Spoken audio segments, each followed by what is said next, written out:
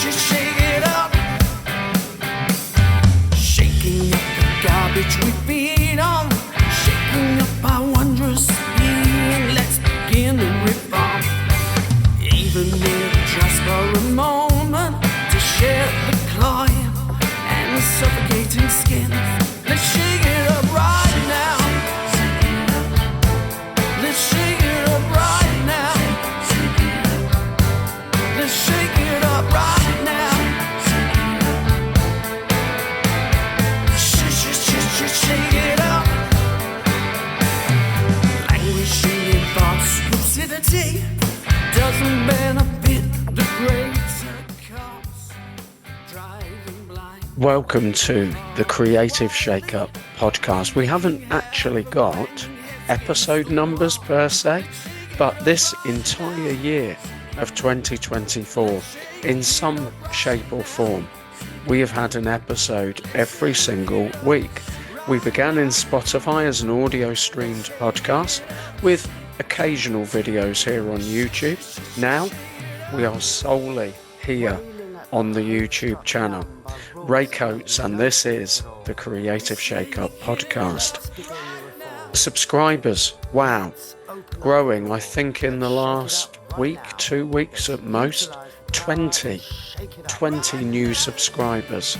Some of the video content created for collaboration with Dexter Briggs, recent interviewee, and I think it's 3,000 plus at time of recording. Absolutely incredible. Fall Guy, the guitar bridge, Threads, mine and Dex's co-written song. The numbers are important because of course we're reaching people, and that's what this is all about. You know what to do. Comment, like, subscribe. There will be things in this episode. There will be things in other episodes. Check out previous interviews and videos, and it's exceptional. It's exceptional. This week's guest, I'm very grateful for connections that come about. A connection came about through a mutual contact, Stacey Whelan. Myself and John Cheetham, we did an evening with the original Fall Guy, John Cheetham, at the Bloomfield Club. And Stacey's dad, Mike, runs the club there, and Stacey supported myself and John on the evening and has been an incredible support since.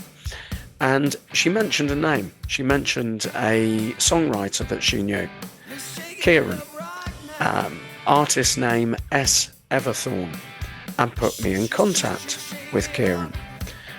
I did an interview with Kieran. I'm going to be transparent now. I did an interview with Kieran. This will come out in our discussion as well.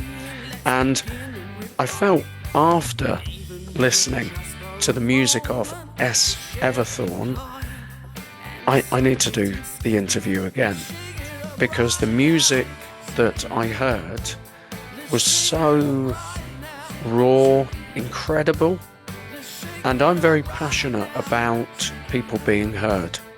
I don't want to work on a scarcity mindset, on a lack of mindset, but there's a lot of attention given to people who, I'm not saying they shouldn't be heard, but they're very dominantly heard. And then there are others, singer-songwriters, creators, like the artist Everthorn, myself, and many, many others. And that's why I'm drawn to, that's why I'm passionate about sharing. People at times who don't get the same opportunities as perhaps others do. And creativity belongs to everybody. It's of the people. Enjoy. And as I say, you know what to do. Click on the subscribe button. Give a comment. We love it when people comment. Let us know what you think of the interview, previous content that we've shared. Let us know perhaps if you have a suggestion as to somebody who could be a future guest. And I've no doubt I will share a little bit as an outro. We're going to share one particular song, and it's the first song that I listened to of the artist Everthorn. Check out Spotify, iTunes, YouTube, Amazon Music. You know the score. Everthorn, otherwise known as Kieran. and I'll give a little outro introducing one particular song from the album. You'll find it, Everthorn, A Different Child. Join us now in a very, very revealing, inspirational and creative discussion. This is the Creative Shake-Up Podcast. It's my great privilege to welcome you to the Creative Shake-Up Podcast. We are gradually gathering more and more incredible human beings, and it's amazing to be with. I came up with a little bit of an acronym recently, which was VID, so short for video, which was value, inspiration, and diversity. I haven't quite worked on the E and the O yet of the rest of video, but so it's amazing to be here, and I certainly do include Kieran, artist name Everthorn, as an incredible inspiration. It's lovely to be with you, Kieran. Thank you so much for your time. How are you doing? I'm good, thank you, Ray. Thank you so much for having me on. It's lovely. Thank you so much. That's not a problem at all. We were talking before we press the magic record button, how warm it is today. Oh yeah. Yeah. Started the day in full suit attire. I'm glad to not be anymore. Good. So we've got a nice cool down, so to speak, for the conclusion of this particular day that we're recording. And we did have a chat last time, and I'm going to be very transparent in sharing you, Kieran. And I'm going to refer to you as Kieran for the remainder of the interview, but the artist name I would strongly recommend from the get-go, and we're going to share reasons why in a moment. Search Everthorn and Spotify. I'm assuming you're in iTunes, etc. Yeah. Because last time we had a discussion, and I came away from that discussion. I did listen to some of your music before, but not a lot. And then I came away from the interview, and then I listened to your music more. And wow. So I share a disclaimer of a very much a connected passion for what you're doing. But before I gush too much, what I'd like to do is I'd like you to share with those that are joining us and those that are here in the YouTube podcast a little bit about what you've done to date and what you're doing now creatively. And then we're going to revisit some of the experiences in life that have brought you to who you are as a creator. So if you could just bring us up to speed on the music that's out there, projects that are going on at the moment, etc., please, Kieran. Yeah, absolutely. So I released an album in April 22 called A Different Child. Had a good friend of mine work on the artwork for that. We worked together on it, and yeah, that's been out since 22. And like you said, it's on pretty much every streaming platform I can think of. So hopefully people will be able to find it easily enough. In terms of stuff that's going on now, I am just working on singles. I have been working for some time on album 2. I started work on album 2 probably about a year ago today, so you can see how quickly it's coming along. But in the interim, I have been trying to work on some singles as well. Couple of fairly quick ones, because I think the way my mind's sort of gone in that direction is I've thought of a couple of people, I've thought about sort of reconnecting with people, but at the same time I've not wanted to delve too deeply into that, because I know then in my head I will go into a spiral of, well, where can I fit everything? So I've tried to keep a couple of singles which I'm working on at the moment fairly light, for want of a better word, a bit more, s- shall we say, different from the stuff you will hear on A Different Child, Mm, because A Different Child has what I would consider to be a bit more depth and mm, angst, and these ones are a bit more, oh yeah, okay, sort of like playful, I yeah, suppose. yeah. Well, I So think it that's currently what's happening. from Early from stages. from what I heard, it has that as well. There's a heavy amount of very magically creative irony, um, bordering on at times angst-ridden sarcasm. I'm trying to think of examples, but Yes. about relationships of how people let you down dramatically, and how you almost go through that mixer of experience of life. So it's real. It's real. As I'm listening to it, I'm thinking of Mm. elements of my own life previously, and relationships particularly, and how people can. Oh, there's one of the songs that talks about clickbait, and basically you're almost, sounds like you're being used by people, very very much so, and it yeah. Yeah, I had a moment there. I was trying to remember exactly which one you meant, but yeah, yeah, I know which one you mean now. Yeah, Yeah. yeah, and it's open and it's honest, and it's powerfully vulnerable. It's very, very raw. It's very raw in an incredible way. For me, if I can, because we'll hold on the thought of this for a while, and we'll come to the significant meaning of the title in a moment, and also artist name S. Okay. Everthorn as well, because I want to dig a little bit into the reasons behind that. But Sure. for Yeah. me, and I have listened to the entire album, okay, it's summed up in one Okay. line for me, which I've deliberately put right in front of me, which is alleyways. Alleyways. Okay. It's a wow.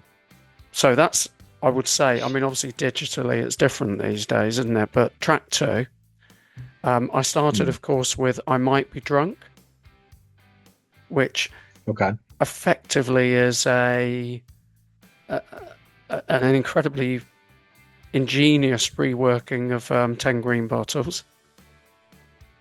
That's a stripped down version of the song. That's a stripped down version of the song, but it's the lyrics are incredible. But alleyways, and this line, I hate how much this hurt became my inspiration. Wow, wow.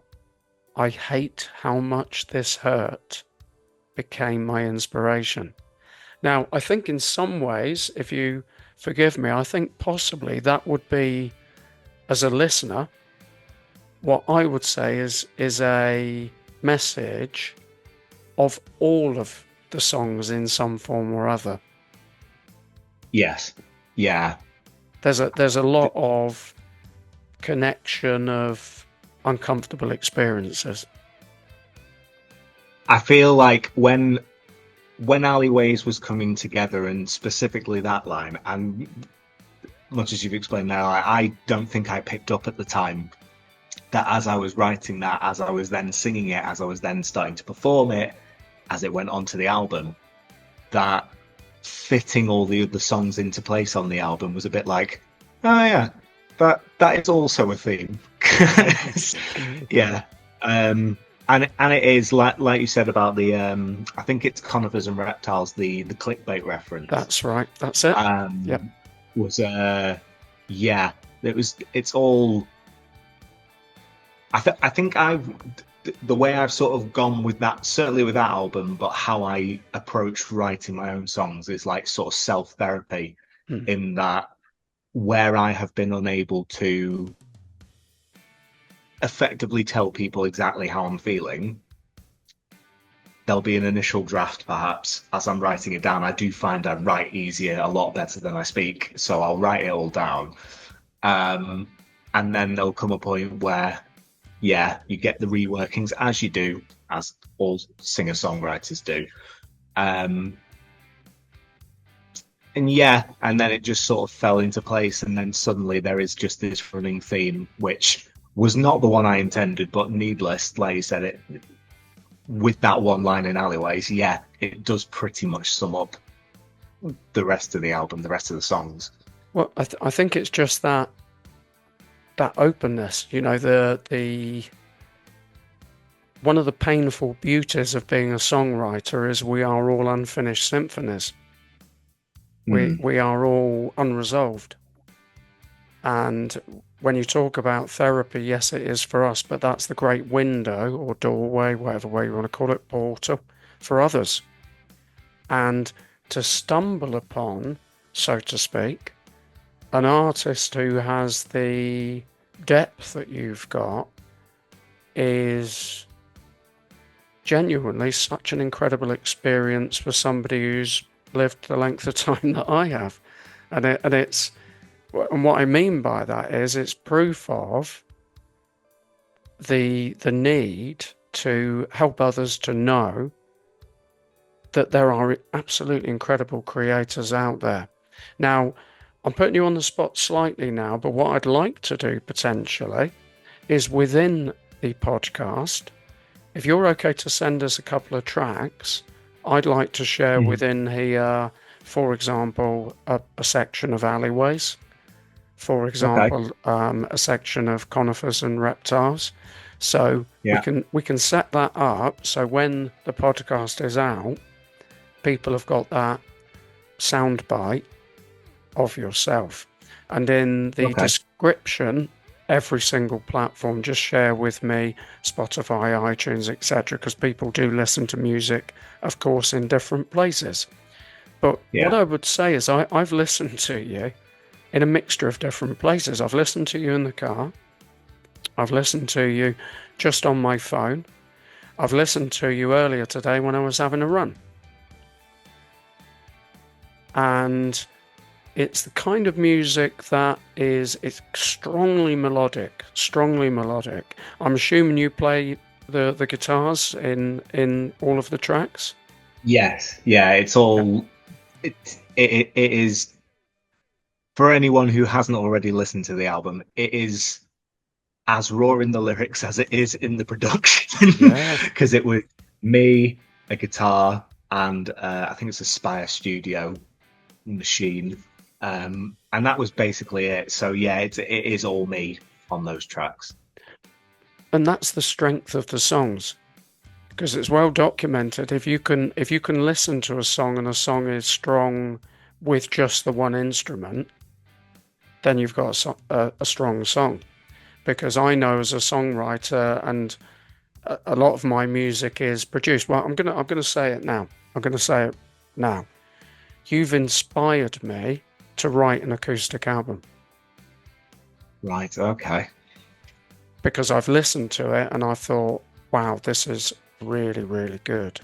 This is really, really good. So I'm strongly encouraging people to check out A Different Child, S. Everthorn, because it's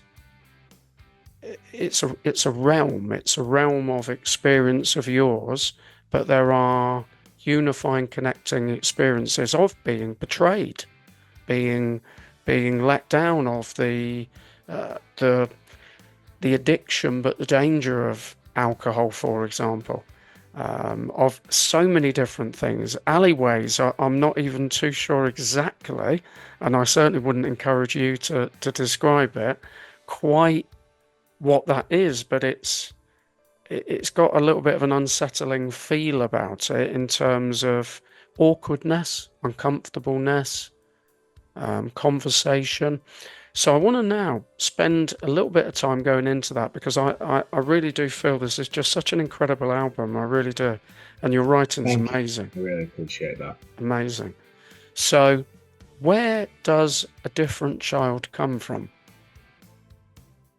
Um, I was going through a variety of different titles for the first album. One of them was literally just album one. I was that creative.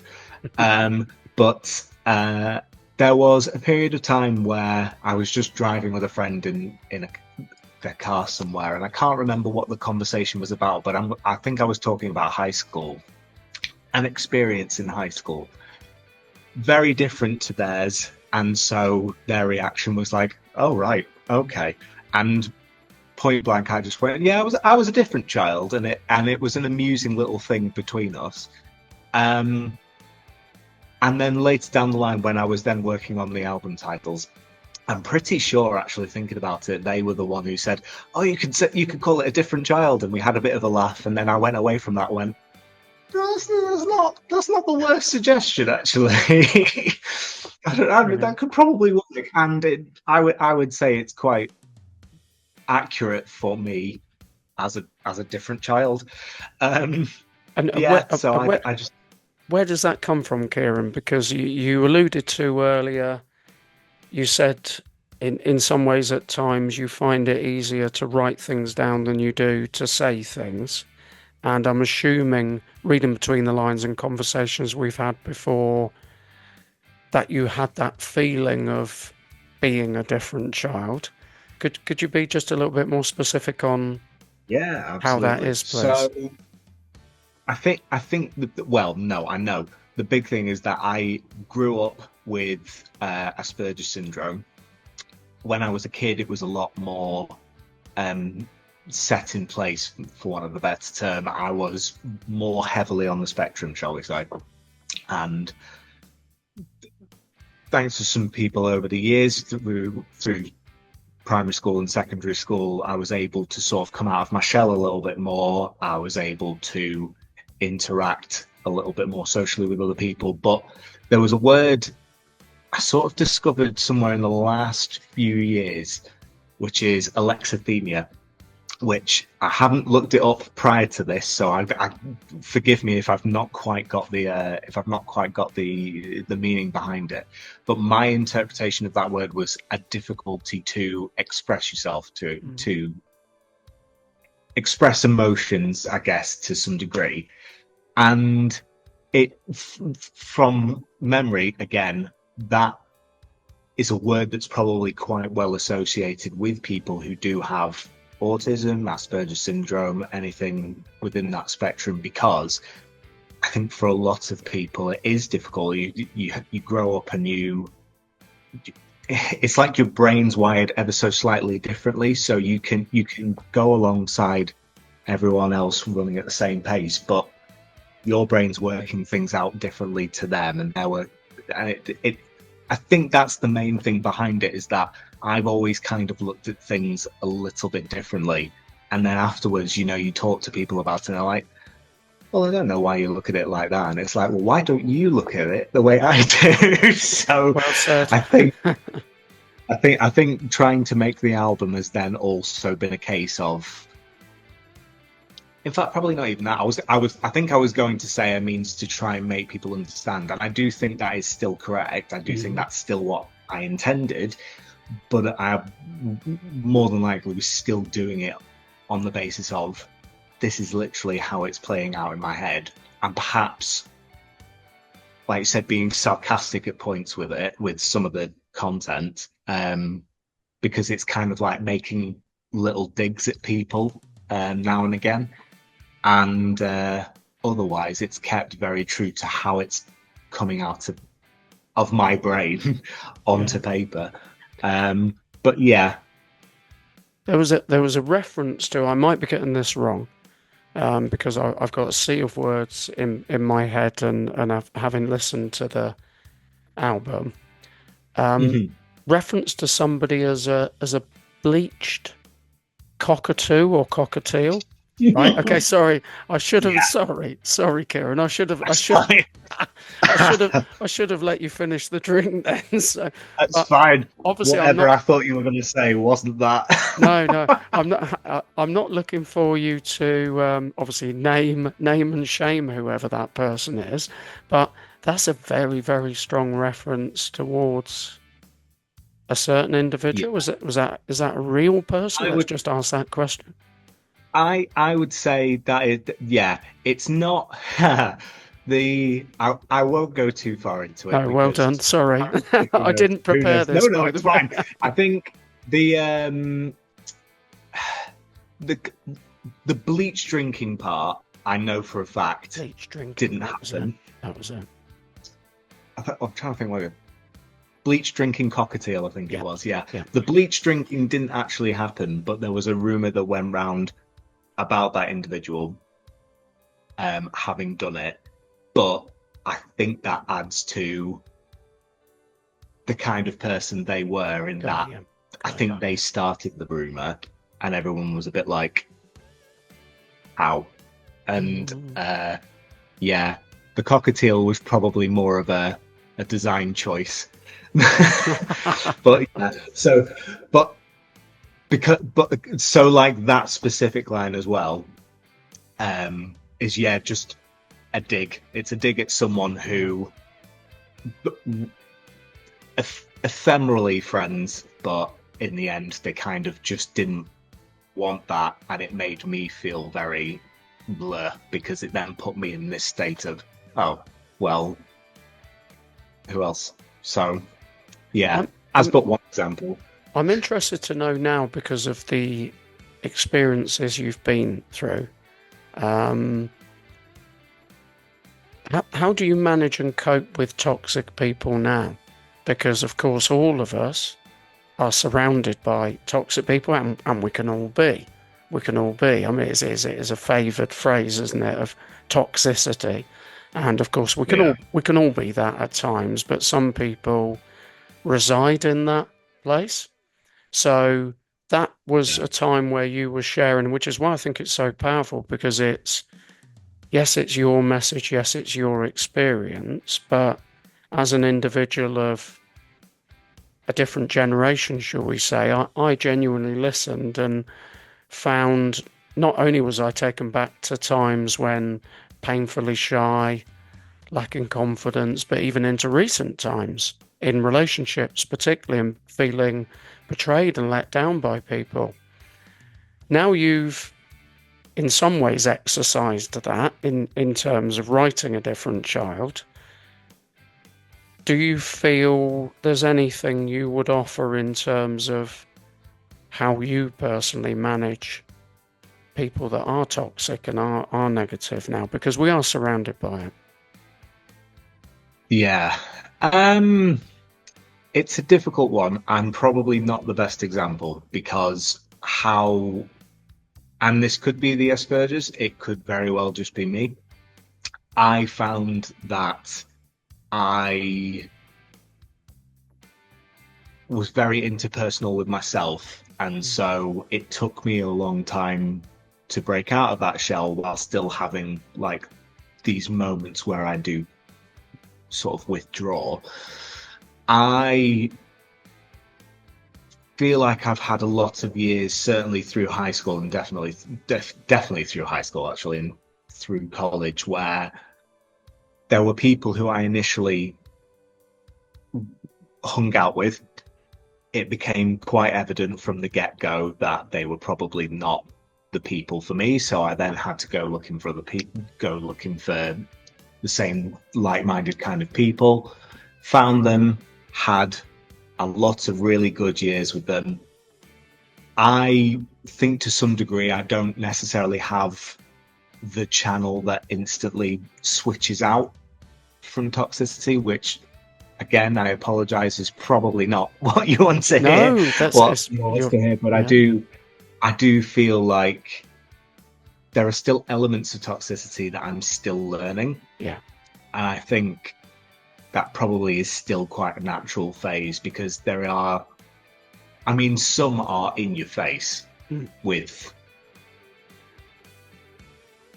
whatever it is that is a trigger for you, and then some things are, I would say, exceptionally subtle.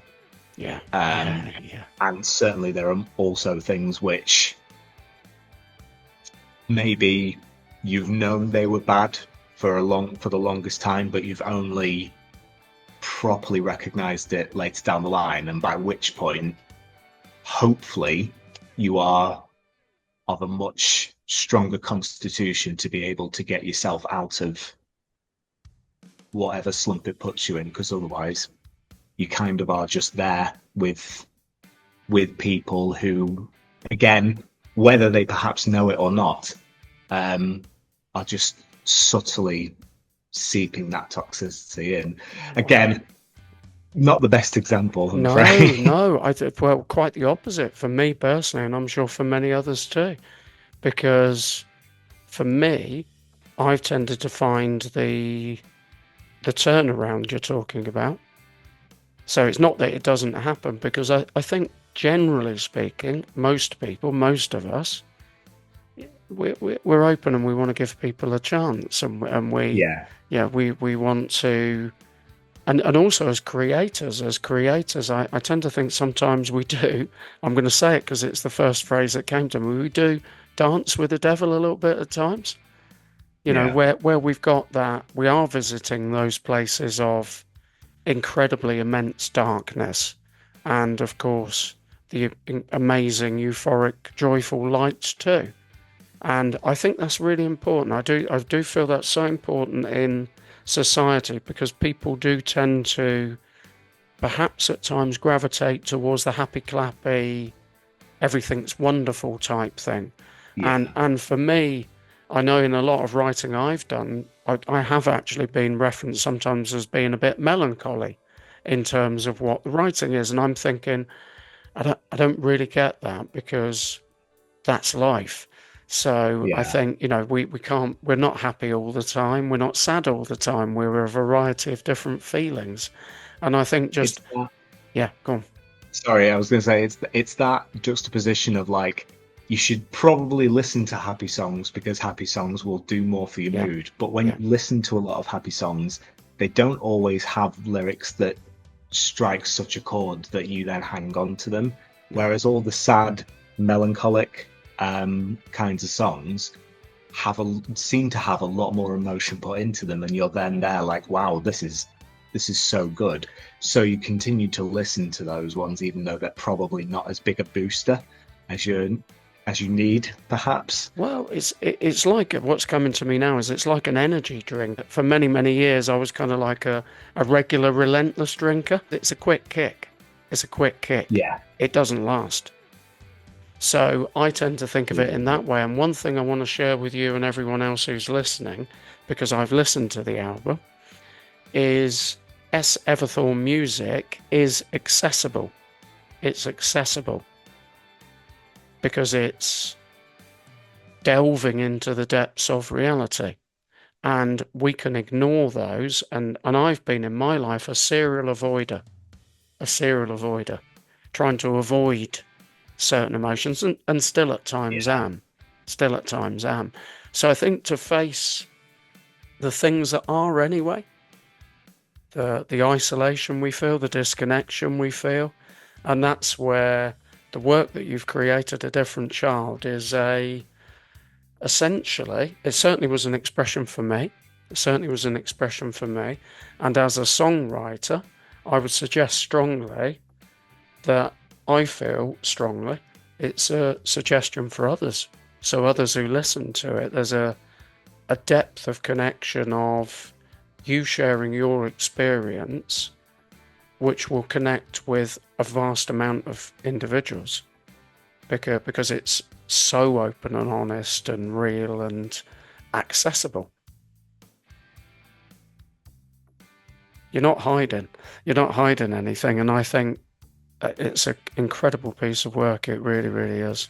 It really is. Thank you. I really do So appreciate that. can't wait until what happens next. And I know it's a work in progress. Tell us a little bit. Are you planning? Have you got any live performances coming up? Are you planning to do more of that? I am hoping to get some more in. I have unfortunately been quite busy with other life things, so it's simply not occurred yet.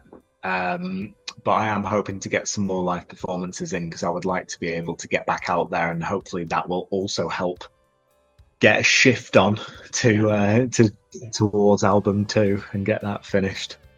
Excellent. Excellent. And thank you so much, Kieran, for your time. So you're across social media, S Everthorn. So S. Everthorn. Briefly, Excellent. because we have got a little bit of time left. when we had a chat previously, I didn't even ask. I didn't even ask what the name, and thinking, tell us please if you can just briefly. Yeah, S Everthorn. I, Why d- S Everthorn? I hope thinking about it. Hopefully, it will provide a lot more context. But we'll begin with a cliche because it came to me in a dream. So it was one of those ones, and people have those moments where it's like I stared out at the ocean and it came to me. No, Mm. my dream ended with me walking into a Sainsbury's local at a DVD section, looking through the DVDs, and there was someone stood next to me, and I, I looked at them, and they looked at me, and we locked eyes, and we went, "You're looking for the guy, aren't you? You're looking for that actor. What's his name? Seth Everthorn. What's he been in? What? Why can't I remember what he's been in?" So I then woke up, and I proceeded to tell my partner about this. And I was like, I had this weird dream where I was looking for some random guy. When looking on Google, no such guy exists. I hope no such guy continues to exist. Sorry, but it led to my partner then saying, "Well, if there's no one there, do It's you you. think maybe this is a good option?" So originally, the concept was I was going to go by the alias of Seth Everthorn. That is a bit of a tongue twister, Yeah. so I shortened it. And I thought, I don't know if I want it to be Sevathorn, and I don't quite know if I want to get rid of Seth Everthorn. So it became S.Everthorn. So it actually reads more like a signature. Can be said as S.Everthorn, S.Everthorn, or Sevathorn. It's one of Wow. the most confusing names I could have come up with, Well, but that makes that it is the background. that makes it even more fascinating. But also, S Everthorn, Seth Everthorn, now does exist, which is wow, wow. That's it sounds really really cliched, and possibly maybe even a bit 1980s or another era. Cosmic. That's absolutely cosmic. And quite literally, isn't it? That's quite literally cosmic. You think that Yeah. this arrival of this character, that's absolutely amazing. Absolutely amazing. So that definitely does. So now for those that check out your music, to have that mystic nature, that otherworldly influence. And I wonder, is that something that you're going to be exploring a little creatively in the future? You appear to be quite lucid in your writing. You appear to be quite. It's not the cat sat on the mat. It's very very deep and very Yeah. very meaningful. Yeah. I don't know how much time you have left on this, but I'll try and be brief. The way I approached album one was very methodical in that Mm. I probably shouldn't have done it this way, but I got the titles down first and I thought, okay, I can build around that, and basically just got thoughts and feelings down. Um, Album two is probably going to be quite similar. It's going to be raw. It's probably going to be a little bit more, shall we say, angry. Mhm. Hopefully not, but I think it just depends really on the emotions that come to hand Yeah. when the words start getting written down. Sometime in the future, I would quite like to branch into slightly happier territory, which will probably include a bit more mystical stuff. Who knows? But for now, the plans are very much personal, I would say. So focusing on sort of personal bits and working them out in the process. And that personal is what creates the accessible. And when you do arrive at some forms of resolution, they too will be shared experiences for others. Because that's the shared experience of all of us. Yeah. We're working out stuff and going through stuff. And I think you've got a very, very. I can't keep coming away from this word accessible. It's. I don't listen to a lot of music, Kieran, Okay. because I write a lot of music, and a different child is an album that I'm going to listen to again and again, because I feel it's played a part in me rediscovering the joy of listening to other artists. So that's something I want to share for the benefit of others who are here today. So thank you so much, Kieran. Thank you. All of the links will be there in the description. Artist name S. Everthorn. And when you do what you do next, will you mind promising us that you'll give us an opportunity to share that, please? Oh, yeah, definitely. It's true, isn't it, that inspiration, creativity, it comes from a wide variety of different experiences. Sometimes, but not always, pain, loss, tragedy, trauma, life experience, for sure. And yes, of course, happiness, joy, compassion, love. But we have to be real, because we don't experience those things all of the time, every moment of every day, and we go through challenges. And that's one of the things I absolutely love about the artist S. Everthorn. And now you know a little bit behind the name. Check out the music. The first song I heard, we're going to have a little outro of that as we close this particular episode of the Creative Shake-Up podcast. And the title of the song that I was first drawn to, that I clicked on and listened to and thought, wow, that's clever. And not only clever, really, really good, is I Might Be Drunk.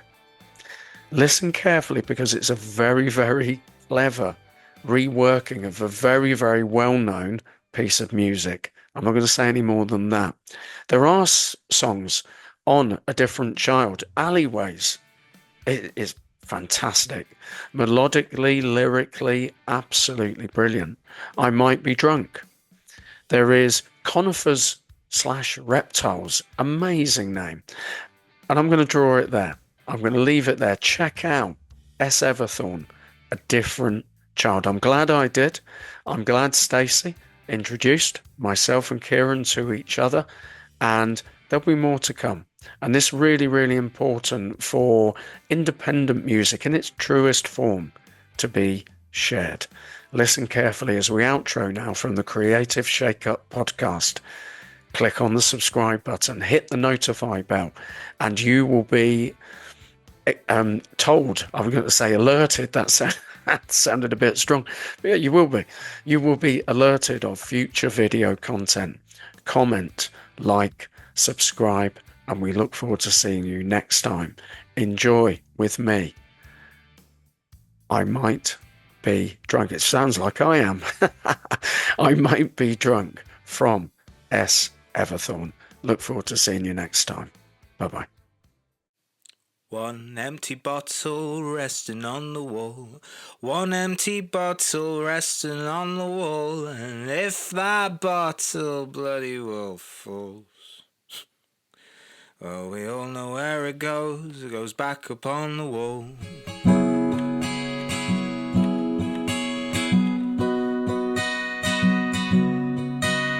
There's trouble in my heart, as plain as it can be. The trouble in my head's a little more difficult to see. I was a nightmare for the neighbours, their gardens of debris. Yet life at two is pretty difficult, and not just for me. Snoopy got crushed by a change of pace. Old Squat brushed off for a little more space. Now 575 is pretty decent for the rates. And the new one drives me crazy, but she keeps me in my place.